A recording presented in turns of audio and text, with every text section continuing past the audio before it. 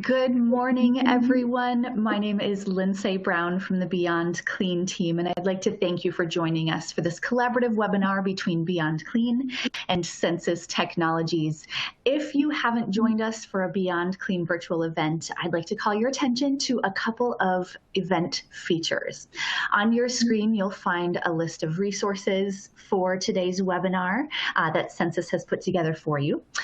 You will also find a question and answer tool on the lower left-hand side of your screen. As the speaker is presenting today, any questions that come up for you regarding leadership, regarding resilience, regarding training, feel free to enter those questions in the question and answer box on the lower left-hand side of your screen.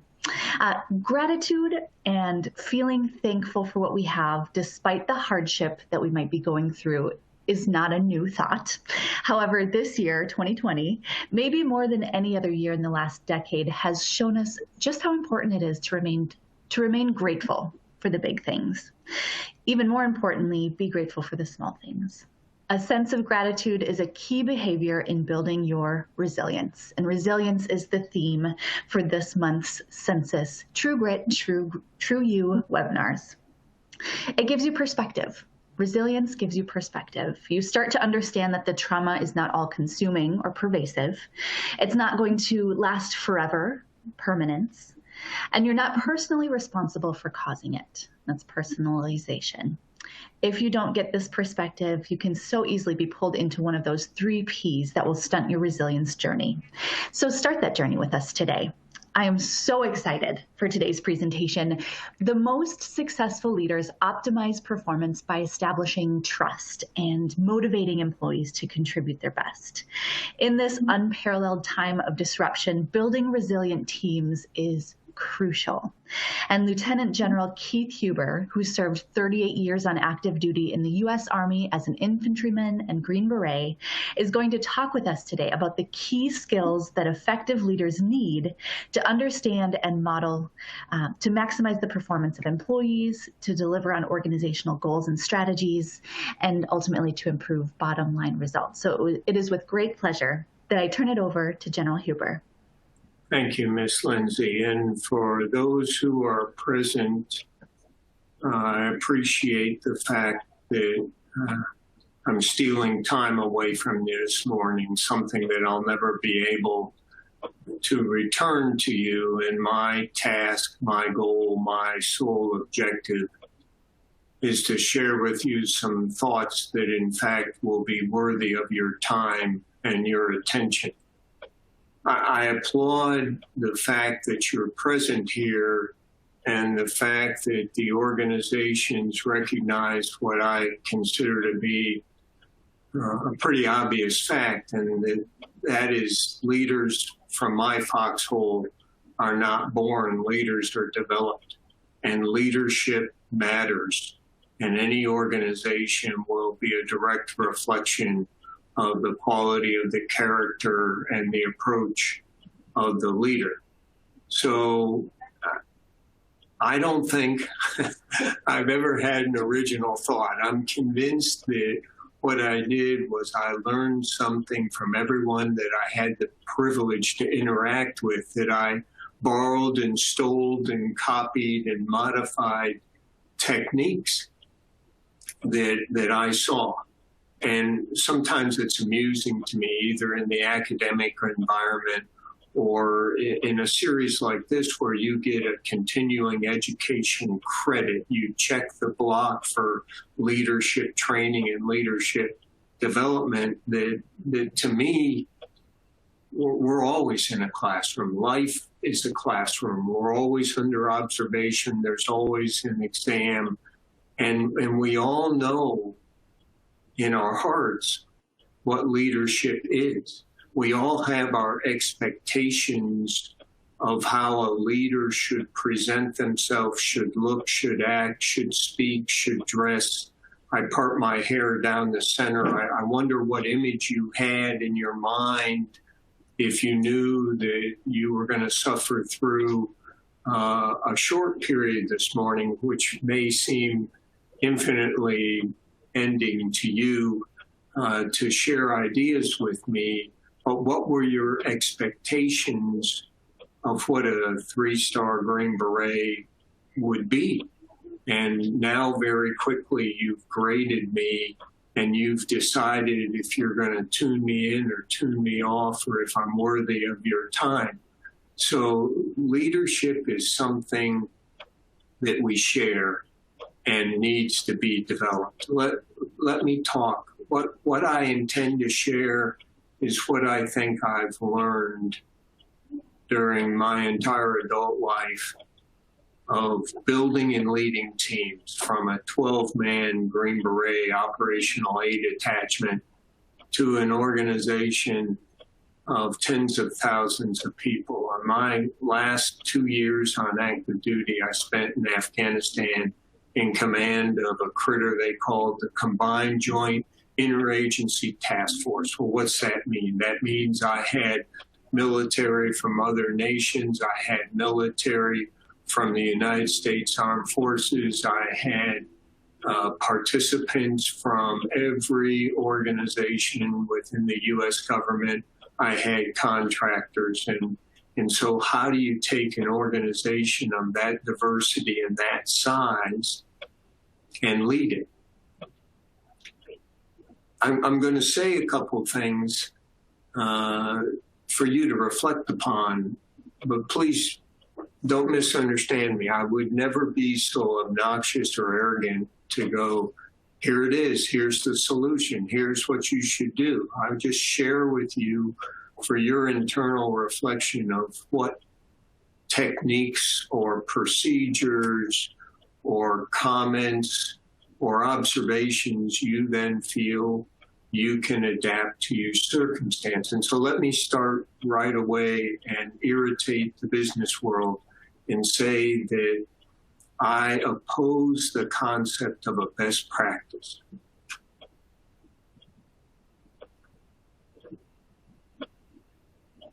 So why do I say that? Now that you've recovered from the shock and you've decided that I'm not worthy of your time and that I don't understand, to me, a best practice implies that, gee, if you want to be good, do it this way. If you take this pill, if you drink this elixir, if you follow these steps, if you fill in this checklist, regardless of day or night, rain or snow, sleet or hail, desert or jungle, if you do this, you're going to be successful.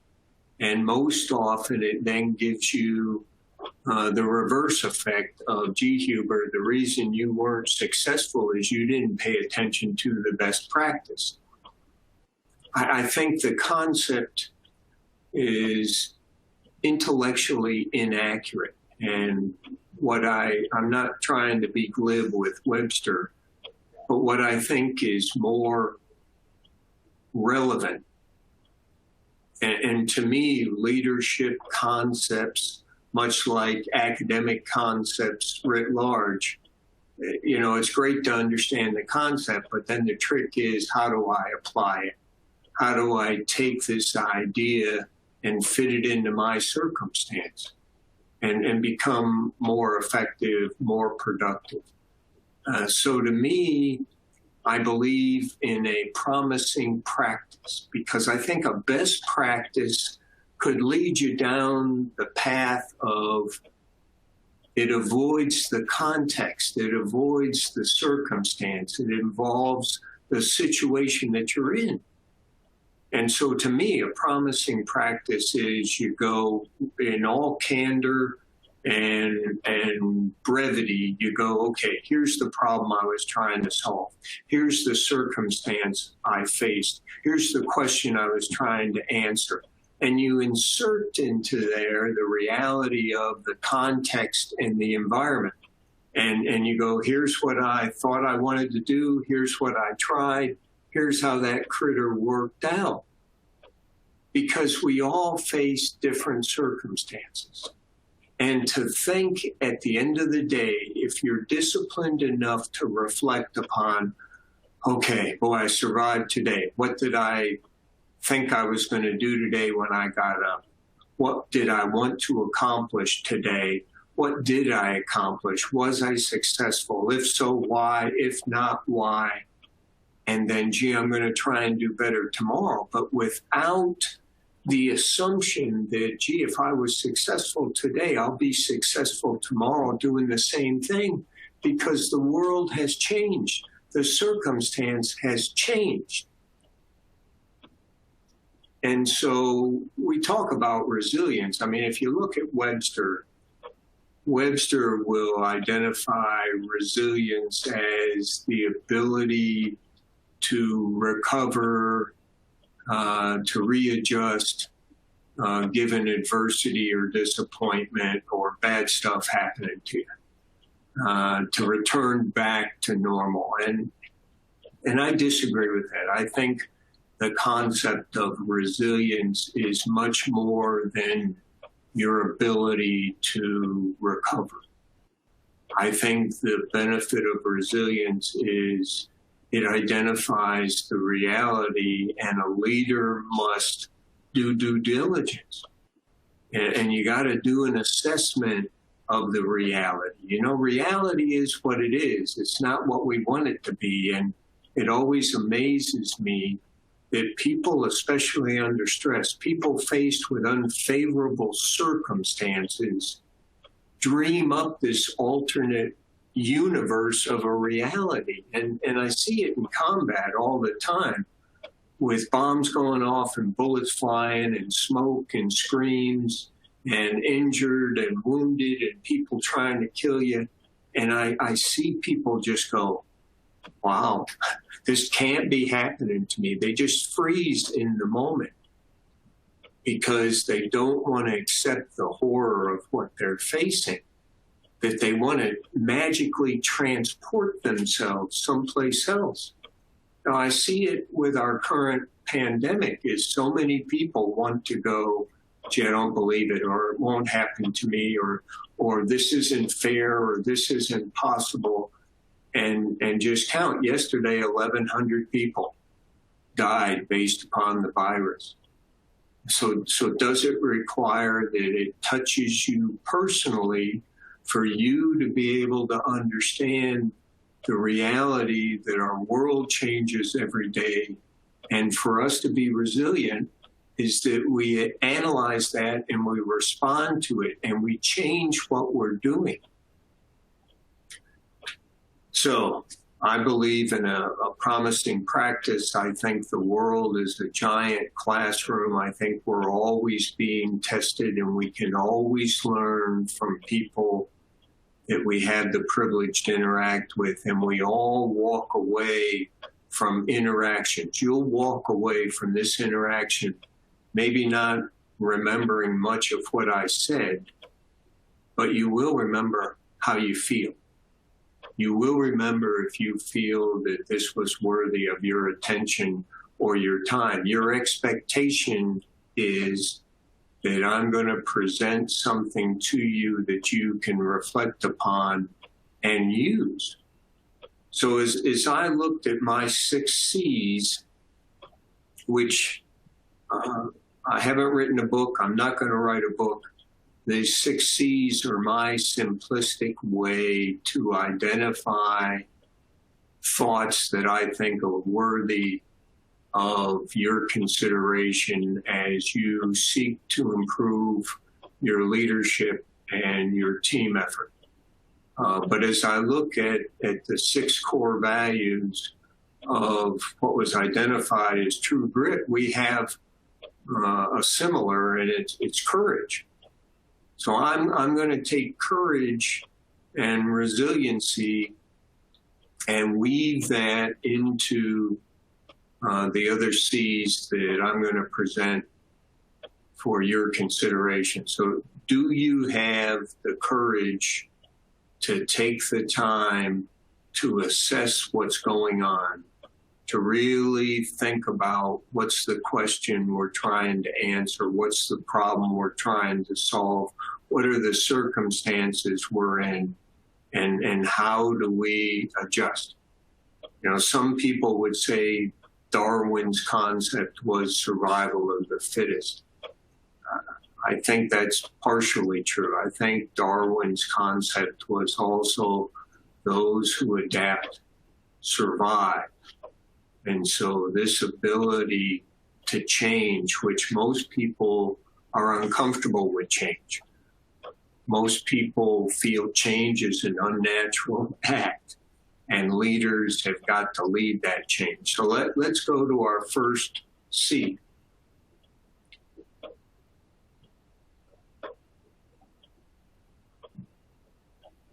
So my wife had open heart surgery.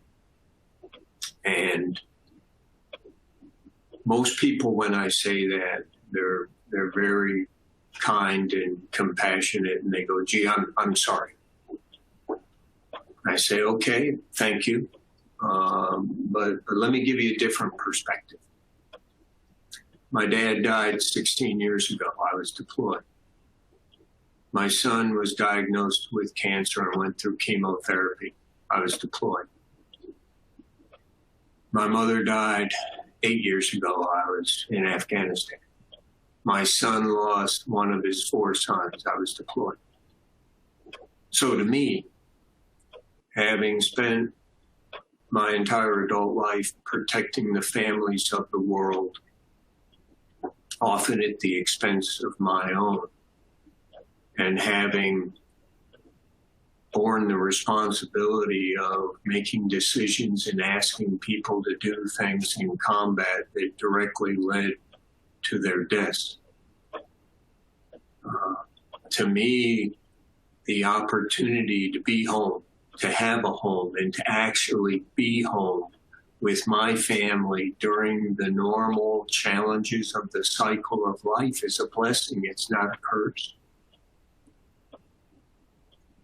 And so the perspective that we heard Miss Lindsay talk about being thankful, is truly there. Nobody wants a boss that they feel can't relate to them. Nobody wants to go through that mental process and go, gee, there is no way that you understand what I'm going through. You know, when I got out of the military, my wife bought a home in Franklin, Tennessee. And then recently we moved here to Murfreesboro, Tennessee. And when we moved the house, why, her parents decided to come up from Florida and visit us, which was great. And while she was here, while her parents were in our home, why, her mother's battle with breast cancer grabbed a hold of her. And so thankfully, the home that we had here in Murfreesboro was set up in such a fashion that a live hospice could come in and set up a hospital room, and her mom and dad could have their privacy. And for 3 months, they lived with us until her mom died. And to me, I was so thankful for that, because I didn't want my wife to bear the guilt of being absent, being apart from her brothers and sisters when one of her parents died. And as difficult as it was to watch her dad go through watching his wife for 58 years die a little bit each day, as hard as that was, at least they knew they were in an environment safely and surrounded by love. And so I believe stuff happens for a reason. I don't believe in coincidence. So how do you walk into an organization that they're accustomed to being together? And how do you establish a basis of commonality? How do you convince people that you're a human being? How do you convince them that you're not aloof, that you don't think you're superior, that you need to convince them that you care more about them than yourself, that you're not there using their hard work and their initiative and their energy as a springboard for your own self-promotion? How do you do that? I mean, that starts to develop this critical fiber of trust. And a technique, though it's a painful technique, is to reflect and share part of your soul, part of your humanity. Because the commonality, regardless of the organization, regardless of the age, regardless of the size, regardless of the diversity, we all have a common human dimension. We all have people who love us and worry about us. We're all sons and daughters and mothers and fathers and grandparents and brothers and sisters. So are you willing? Do you have the courage as the leader to share part of yourself, to interact with people? More than simply, this is the job and here's my assessment and boy, you're doing a lousy job. Do you have the courage to take the time to get to know people and to share part of yourself, however painful those memories are, but to show that when it's all done, we're all human beings. I mean, if you knew today was your last day, if you knew that tomorrow you would die, what would you change? What would you do today? Who would you call?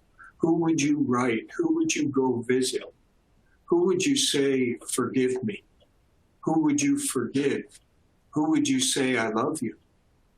And as you go through that serious self-reflection of the quality of your character, of what you want written on your headstone, if all of a sudden now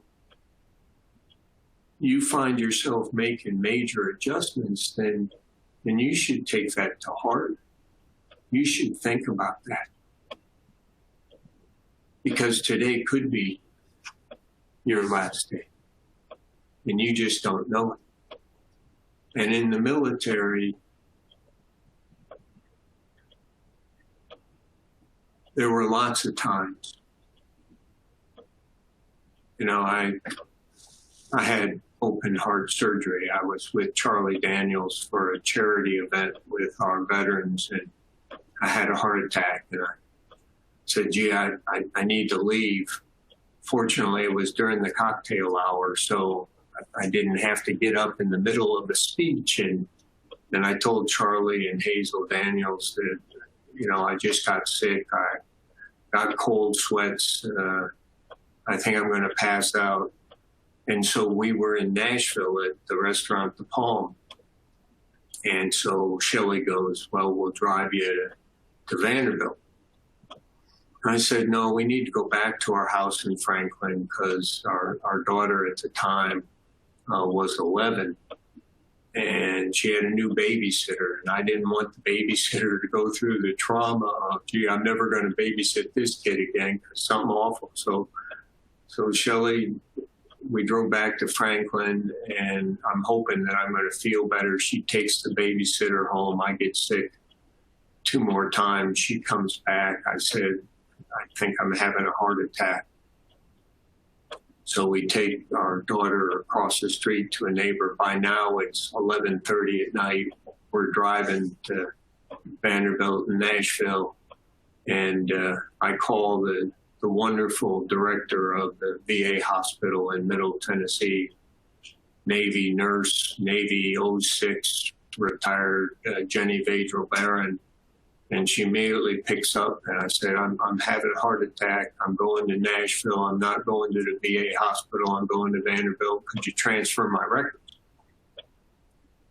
So for those of you who have been to Vanderbilt Hospital, it's like most hospitals, you know, you get there and there's never a parking spot. and Shelley wants to drop me off at the ER. And I go, it's almost midnight. You know, when we find our assigned parking slot, which undoubtedly is going to be in East of Jesus someplace, I'm not having my wife walk through empty parking lots in the middle of the night. So we get there and we park, and I get out of the car, and I lose the ability to stand. So here I am on my knees, almost midnight, in the parking lot, and I go, "Thank you, Lord, for my family and care after." And I was at peace with my feeble attempts to live my life in an honorable fashion. Well, 2 security guards were getting off shift at midnight. They saw me. They figured out I wasn't a mugger. They got a wheelchair and they wheeled me into the ER. And I described to the doctor what went on, and he goes, "You know, what you're describing sounds like a heart attack, but you're in really good physical condition. Well, we're going to put a camera, we're going to catheter through your wrist and see what we see." And, you know, they did a local. And so I knew I was in trouble when the doctor starts cursing and going, "Gee, you've got 8 blockages and you should be dead." So I went through triple bypass and my heart was fine. And I get to the ER and the intensive care, and the head nurse comes up to me and goes, "You got a bouquet of roses from Charlie Daniels, and you got a phone message from Secretary of Defense Mattis. Who are you?" I went, "I'm an old guy that you just gave a 9.5-inch scar to." But I tell people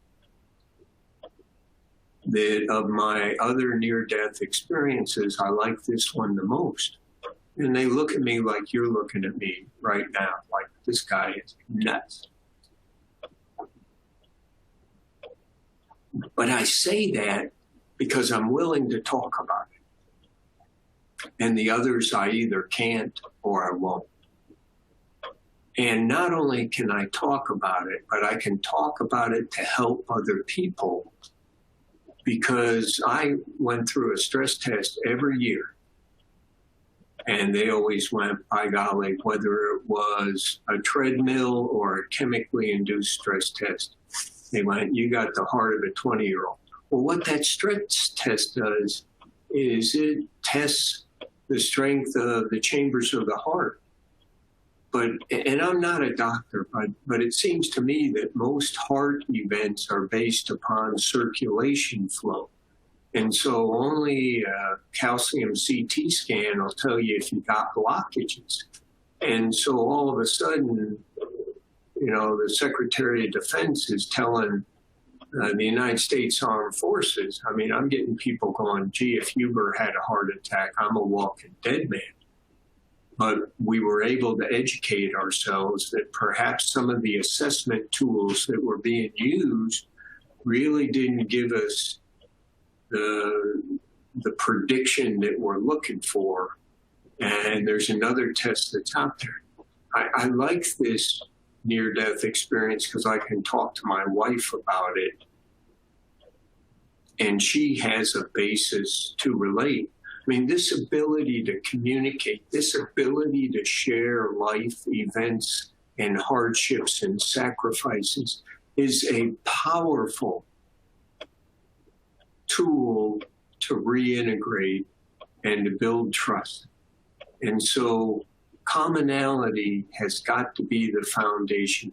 You know what you expect of your leaders, and you expect your leaders to care more about you than them, to be able to relate to them at a human dimension level, to be honest. And guess what? Everybody on this video is a leader, whether you want to be or not.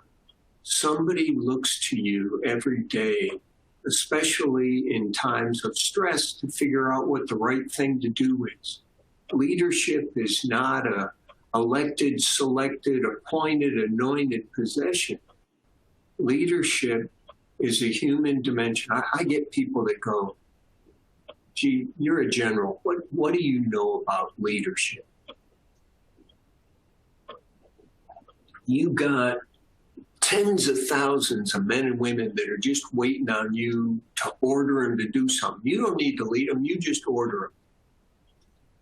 And I go, wow, yeah, you've got a different view of leadership than I do. Because in the darkest of moments, you know, I got 5.5 years of combat of people in an organized fashion on a daily basis trying to kill me.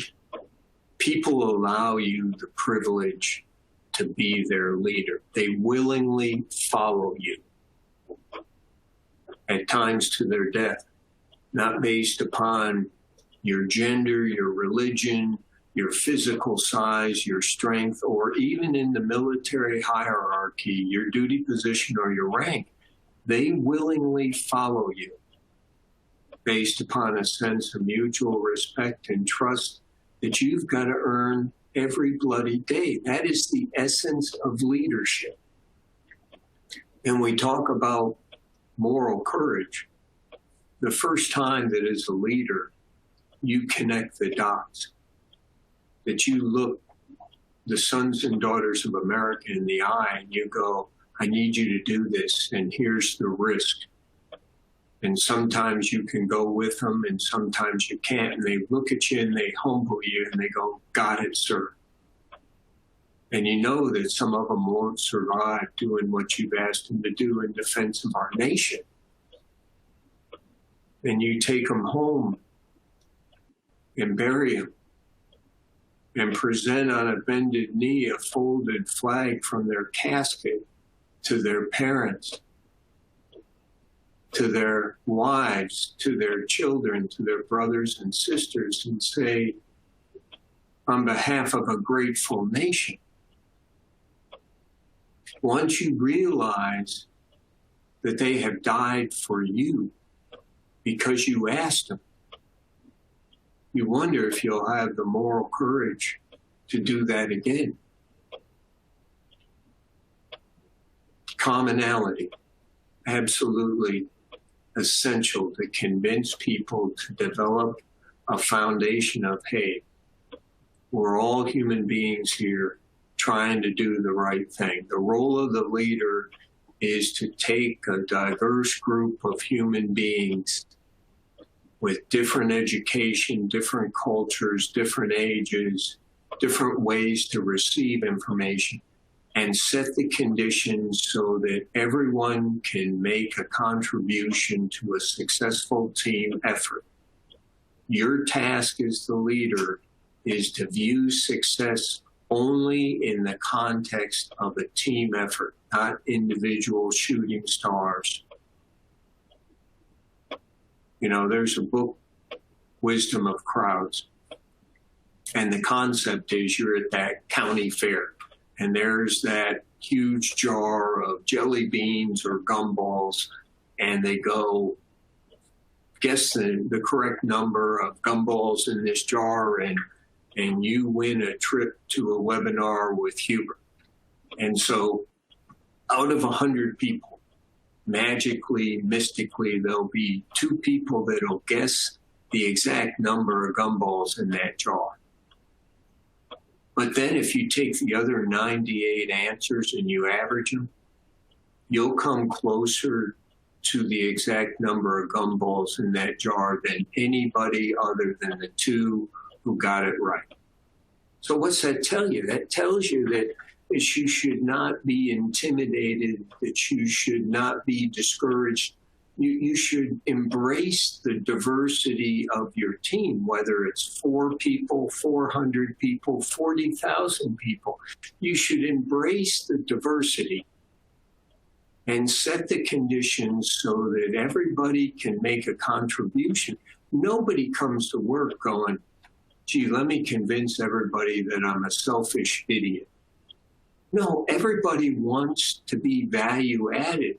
Everybody wants their opinion to be listened to. You don't have to decide in their favor, but for goodness sakes, understand that we all in this classroom of life, in this leadership laboratory, we all can learn by listening to others.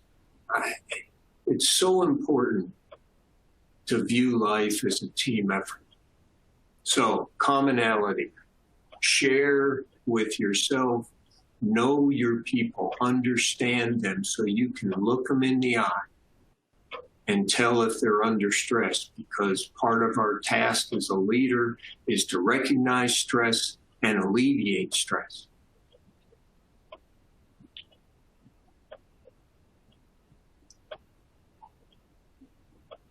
Competence. So we have an expectation that all of our leaders are going to be competent. But what's that mean? It means that as you progress through an organization, the competence that you initially had at entry level isn't the competence that you should strive to have. In other words, your competence needs to be at your job level. Every organization, you know, the military is wonderful for that, because you're always the new person, it seems, regardless of how senior you are. You're there in one job for a year or two or maybe 3, and then they move you. And so you walk into a new job and you're the newbie. And especially, I mean, of my 38 years, I spent 14 as a general officer. So every place I walked into, I knew people were thinking, what idiotic ideas is this General Huber going to have? How's he going to stand us on our head? He doesn't understand what we do or who we are. He's going to come in and put his fingerprints on it and, you know, try to make it like him. No, no, no. I go around and I go to people at their location. I don't summon them up to my office and I sit behind my desk and stand them at attention. No, I go to them out of respect. I want to see where they work. I want to see how their team responds to them. And then I walk up to people and go, what are you doing? Understanding that mentally they may be thinking this, or some of them may actually say this and go, why? You don't trust me? You want to do my job? Whoa, no, I'm respectful of what you do. I want to understand what you do. I don't want to do your job. I'm trying to figure out my job. But give them the courtesy and the respect of shutting up and listening to them. Have the courage to recognize that regardless of how old you are or your experience level, there's so much more to learn, and demonstrating the common courtesy and respect to others that, please tell me what you do so I can understand it. I don't want to replace you. I don't want to criticize you, but I want to understand. So then when you ask me for resources, I can go, okay, I understand how this fits, and I understand how it contributes to the overall team success. And view your leadership competency as understanding what keeps your boss's boss awake. You should be a solution set. If you're going to protect your organization and gain resources for your organization, you have got to be the answer. You have got to be the solution.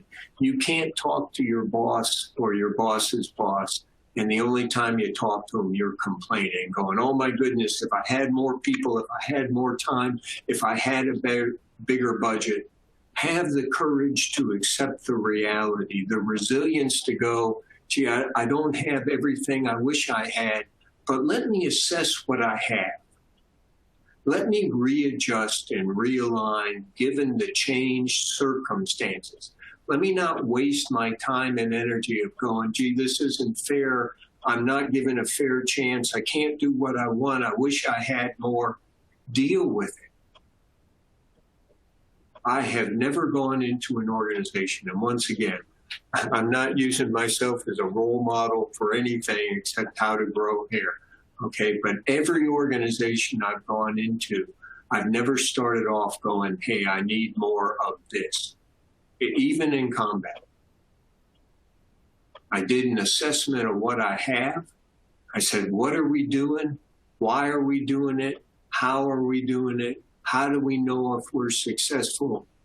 And then I talked to people hey, if you were me, what would you change? What would you keep?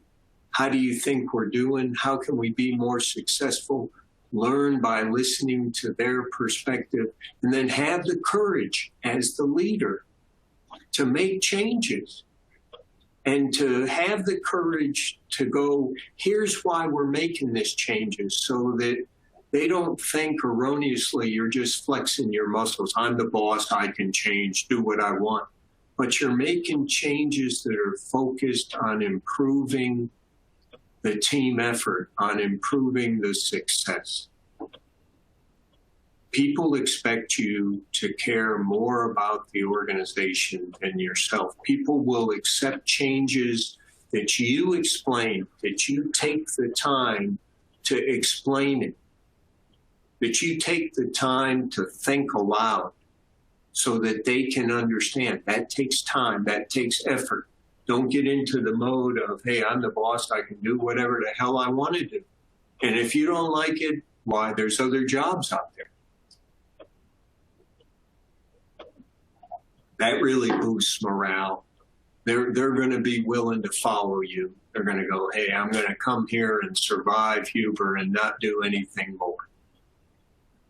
So we talked about commonality. We talked about competence. Let's talk about communications. How do you communicate with people?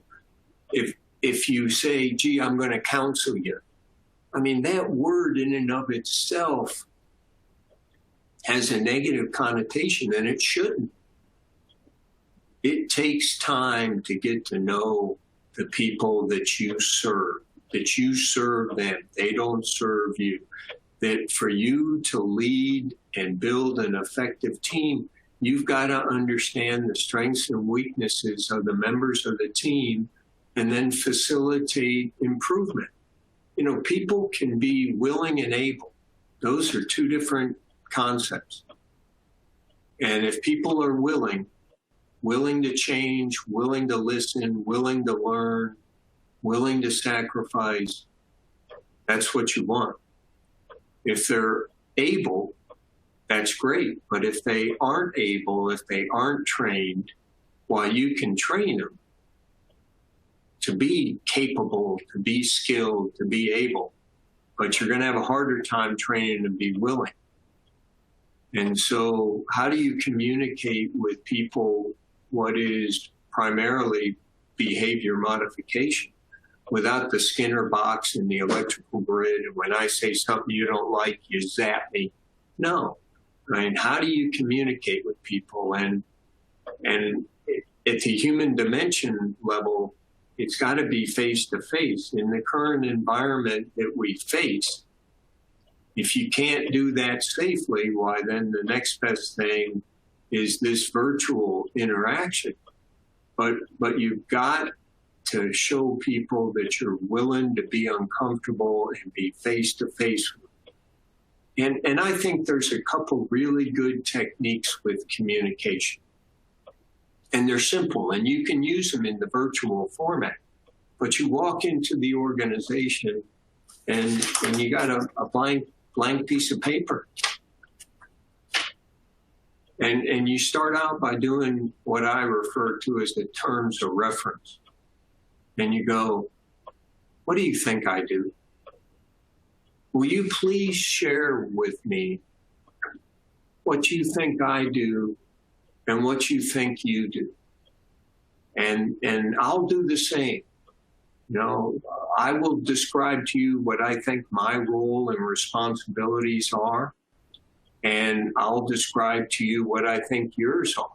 It's a fascinating discussion because it opens the windows of how people think, and we know we have an expectation that, gee, the boss isn't going to do my job. If the boss wants to do my job, then they don't need me.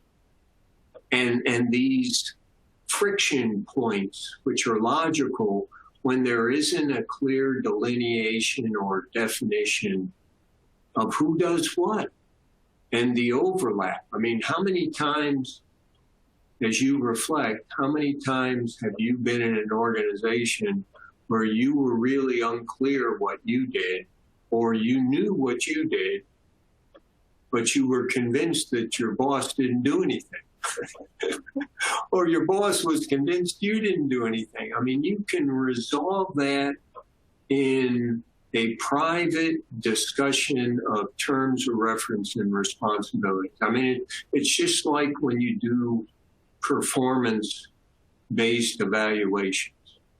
And they should be done frequently so that counseling, it shouldn't be viewed as in my office now.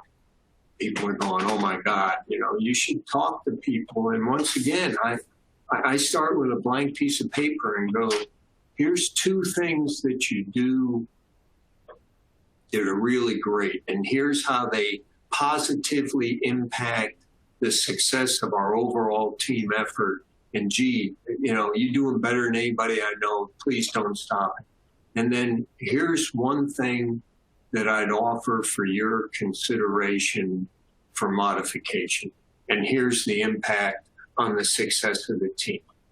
And then you go, and next week, I want you to come back and do the same for me.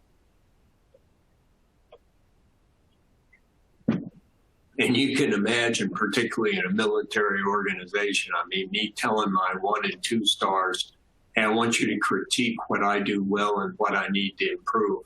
So they come back, and here I am. I'm ready to check the moral courage block when they go, boss, here's 2 things that you do better than anyone in the universe. You're awesome.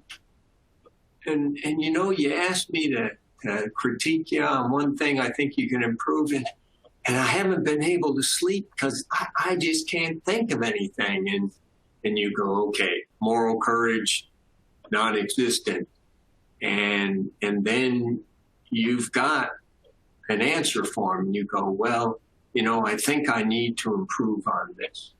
And you're hitting the mark when all of a sudden they go, yeah, you're right. You really suck at that. You need to improve that.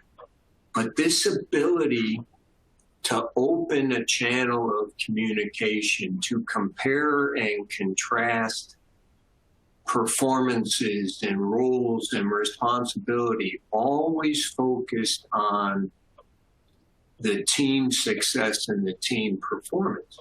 And of course, you as the leader, your task is to identify what success is. You got to be able to visualize it.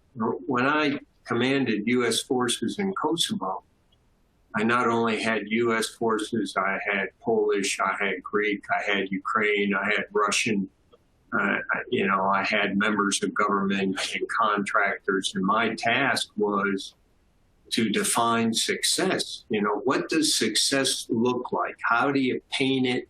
How do you visualize it? Which would allow every member at all levels of your organization to go, yep, here's how I contribute to what the boss views as success. I'm not just doing busy work, or I'd walk around and ask soldiers, what are you doing? Praying that they wouldn't say, gee, I don't know why I'm doing this. Some idiotic general said to do this. But how do you define success? And my definition in Kosovo was to reduce the acts of violence. I didn't care if it was kids throwing rocks at cars, because I saw the throwing of a rock rapidly transition to the throwing of a hand grenade, to putting a bomb in a building or on a street, to shooting at somebody, to burning a place down. I didn't care if it was politically motivated or criminally motivated, because the destruction of property, the killing of people, the violence in the streets was adverse and disruptive to creating an environment which would ultimately lead to the conduct of free and fair elections. So understand, have the courage to communicate with people, have the courage to tell people things they don't want to hear, critique their duty performance. Excuse me a second.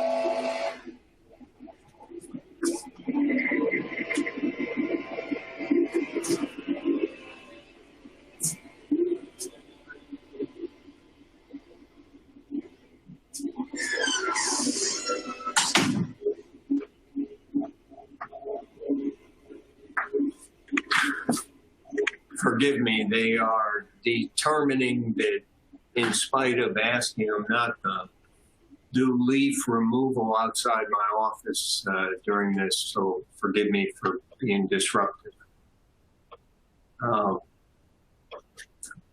So we talked about commonality, we talked about competence, we talked about communication, candor.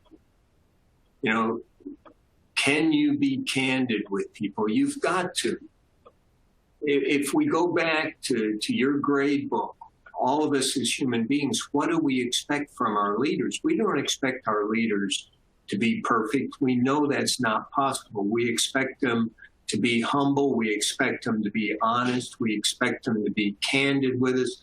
We expect them to learn from their mistakes and have the courage to go, you know, I made a mistake. Have a courage once they know they made a mistake to change it, to admit it, to improve, to share it. But we expect people to tell us the truth. And so do you have the courage to tell somebody something they don't want to hear? Do you have the courage to make a decision? And sometimes people will say to me, gee, I don't know what the right thing to do is. Well, I don't think that's an honest response. I'm convinced that our parents taught us right from wrong, that we know right from wrong. The real question is, are you willing to accept the consequences of an unpopular decision? Are you willing to have people dislike your decision? One of the hardest things is going to be to enforce the standards and correct misbehavior and punish people that you personally like. But you've got to do that. One of the difficult things to do is to fire somebody. And you've got to do that. If after allowing them the opportunity to improve and change the behavior, which is detrimental to the team's success, at some point in time, you've got to go, yeah, I've tried to work with you. You know, this match isn't going to work. I'm going to let you go, and still do it in a private, respectful fashion. I mean, how many people have you had to fire and then you went, you know, what are your plans? What's your plan B? How can I assist you in your transition? Who can I talk to? Because realizing that you've changed their lives, that you may have dramatically decreased their ability to care for their family, but you will lose the respect and the trust of your organization if you allow people to remain in your organization who clearly are not performing properly, who clearly are not contributing to the success, who clearly are violating the rules and the norms that you have established. You got to be honest with people. You've got to hold yourself accountable for honesty.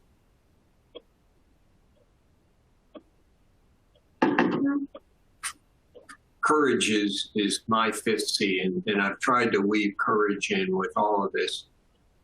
You know, in the military, we probably dwell on the demonstration of physical courage on a battlefield. You know, I've got two very close friends of mine who were awarded the Congressional Medal of Honor. And to me, I'm irritated. I'm adverse to the terminology of veterans being heroes. And as I shared with you, I've got years in very difficult combat environments, and I don't have any action I've ever taken on the battlefield that I view as heroic.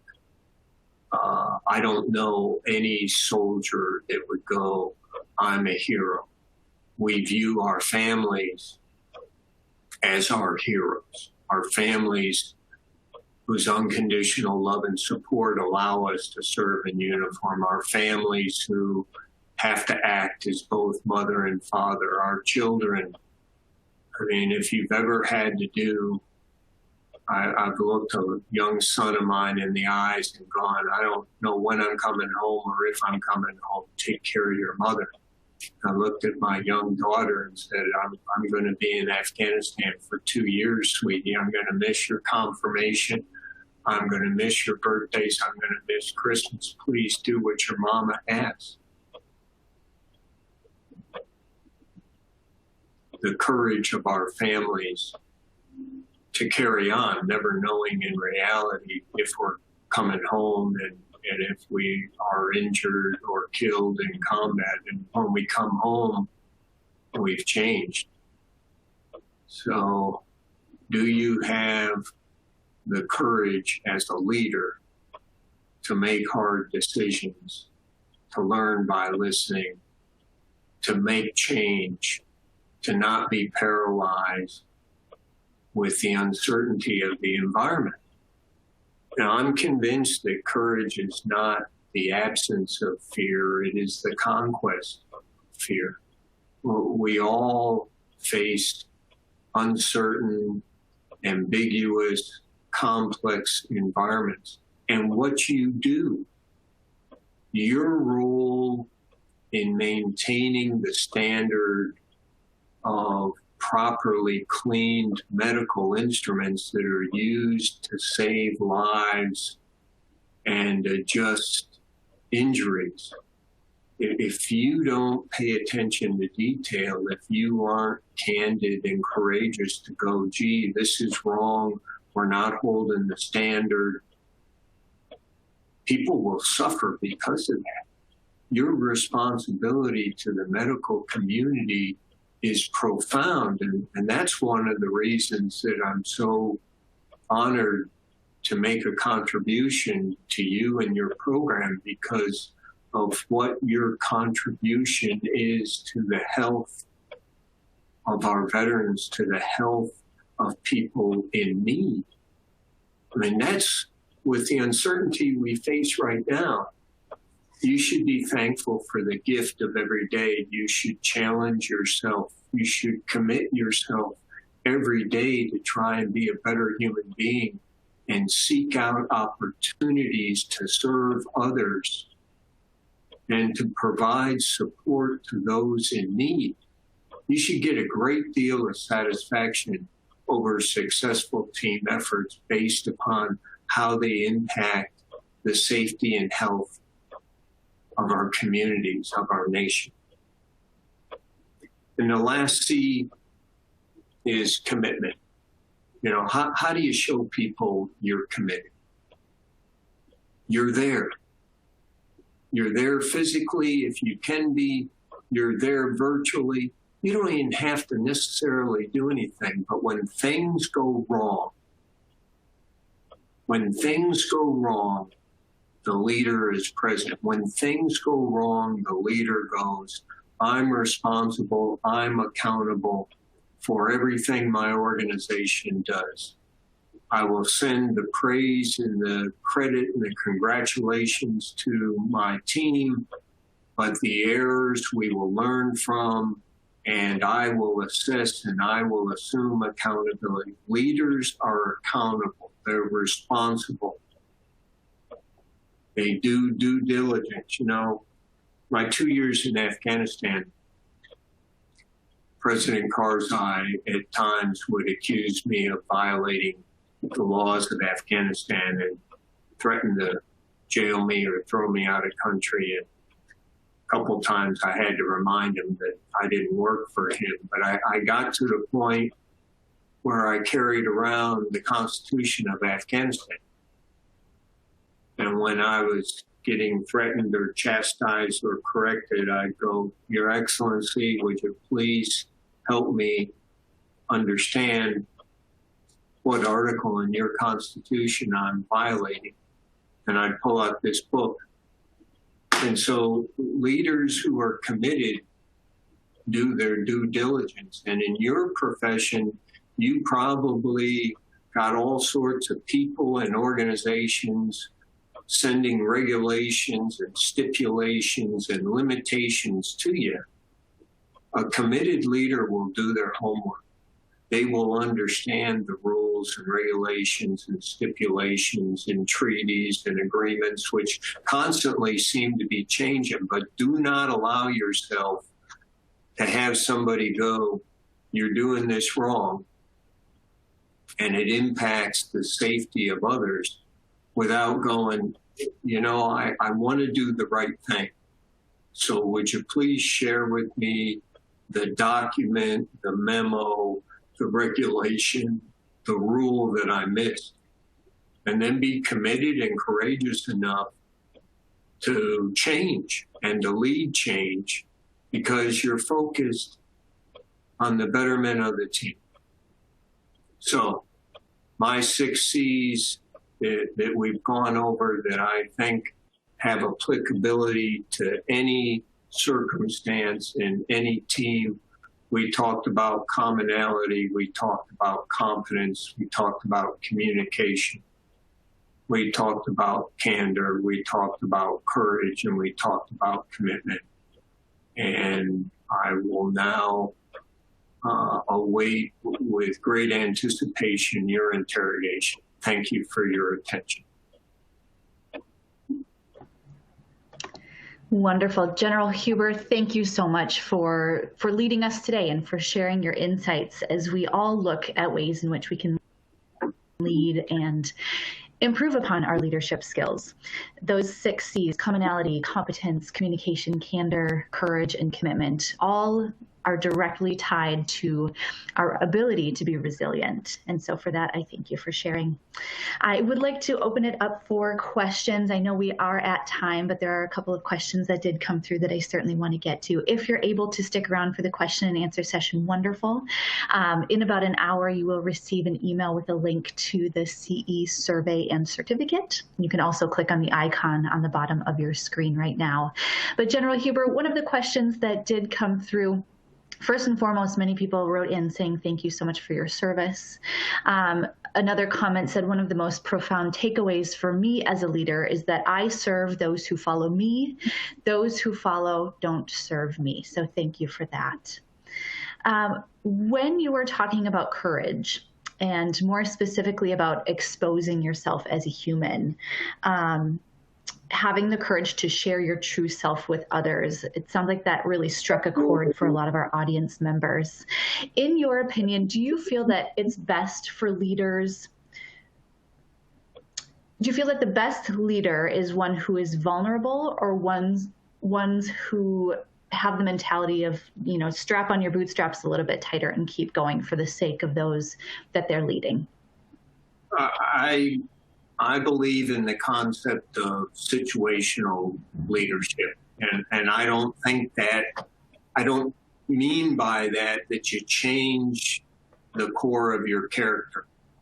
But I have knelt in the dust and the dirt and the sand and the blood, holding hands with SEALs and Green Berets as we paid our respects and we mourned the loss of one of our teammates.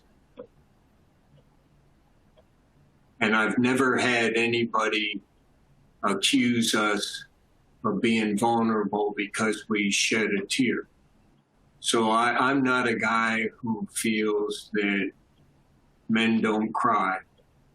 And I never had any difficulty then standing back up with those warriors and going, okay, we got to go back at it.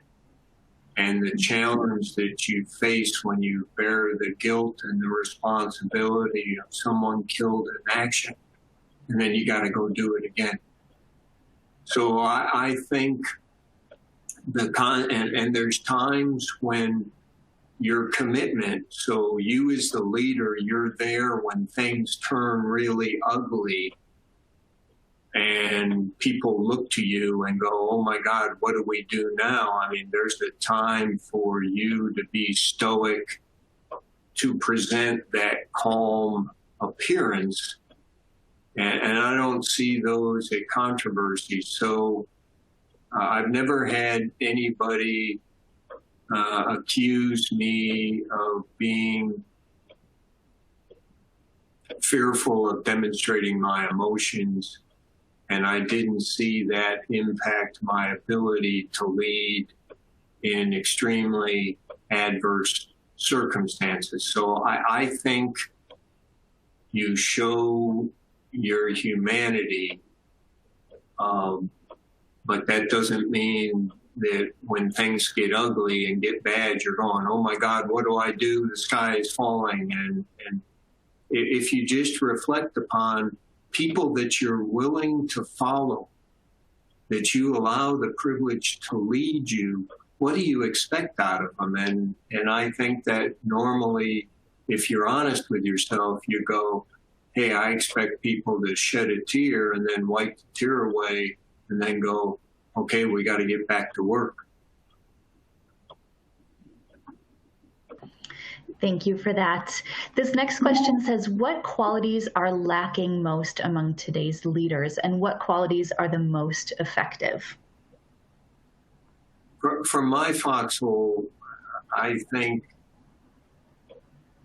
there's a lot of leaders at senior levels who are focused on their own self-promotion and their own next success or selling their next book. I mean, it amazes me. First of all, your unsolicited question, senior military leaders have got to be apolitical. All the military leaders, the retired generals and admirals that you see writing op-eds and on the TV, I know them all. I've served with them all. Some of them are my friends. But in my opinion, every one of them are absolutely incorrect. And the United Code of Military Justice, Unified Code of Military Justice, has an article specifically in there which makes it a crime to speak disparagingly about our elected officials. And it's got, whether you're retired or active duty, you can be brought back and charged for doing that. And it tears at the fiber of trust between civilian control of the military. When if you as a military leader want to run for office, okay, that's different. But if you want to critique others, that's inappropriate. So, and typically when I see them come on the TV, they're selling a book. And so that angers me, because I don't want civilian leaders to question the ability of the military to serve, to protect and defend the Constitution, that they become political and biased in a nature when providing military advice. But it really gets to the essence of the question is leaders have got to be selfless. Leaders have got to comprehend that they serve others, and they got to be humble. And this isn't about, if you have the privilege.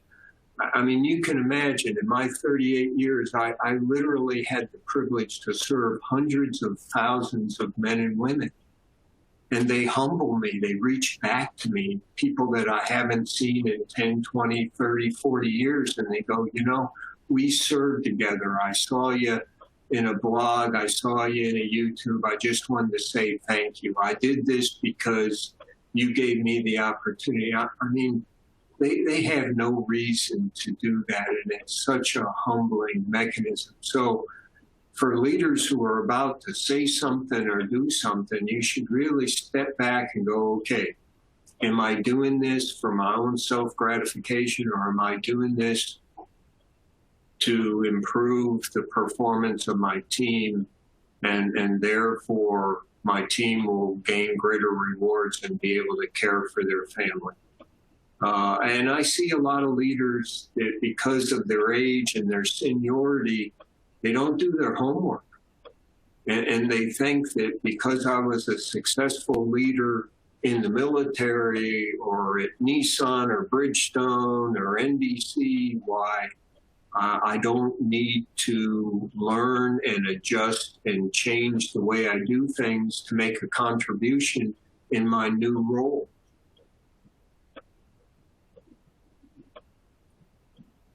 Okay. Wonderful. And there's one more question for you as we wrap up. What's the one thing that you'd recommend healthcare professionals do to continue to grow and develop as a leader?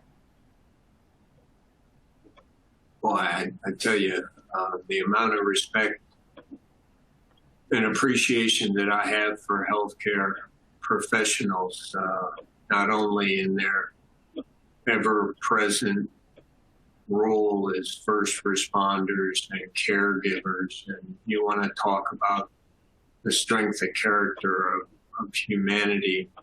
I guess what I'd ask is something that's counter-cultural for them, and that is, for goodness sakes, please pay attention to their own safety. And as people start talking about the availability of a vaccine and then the difficulty of the distribution of it, my advice to those who ask me is it's got to go to our heroes, our first responders, those angels. I mean, when Shelley's mom was going through hospice care, I just looked at that and said, wow, we couldn't have done this without hospice, without the medical professionals. I would just ask you, the leaders of the medical care providers, to find some way to care for the most precious resource in any organization, the human being, and these men and women who have committed themselves to be in difficult, dangerous, threatening environment to care for others. Okay, General Huber, again, thank you so much for sharing your insights on leadership and how everyone tuned in can take a moment to self-reflect on the things that we can do to build our leadership skills and serve those who follow us. For everyone still tuned in, if you're still looking for additional CE credits to finish up your learning this year, along with these Censis True Grit webinars, you can now earn free CE credits on the True Grit app. So I actually find myself on the app often to tune into the discussions that are taking place there, many of which are actually about the topic of leadership. So if you haven't already downloaded the Censis True Grit app, do so. You can do so via the link that's in the resources list on your screen. As I mentioned before, in about an hour, you'll receive an email that will have a link to this session on demand, along with a link to access the session survey and download your CE certificate. Since this session will be available on demand, I encourage you to share it with those around you, with your colleagues, with your department leaders, anyone who can glean some very important information from this session. You can also click on the CE icon at the bottom of the screen to access your session survey directly. On behalf of myself and Beyond Clean, and in partnership with Censis Technologies, we thank you so much for spending your morning with us today. And as always, we encourage you to keep fighting dirty. We'll see you next time.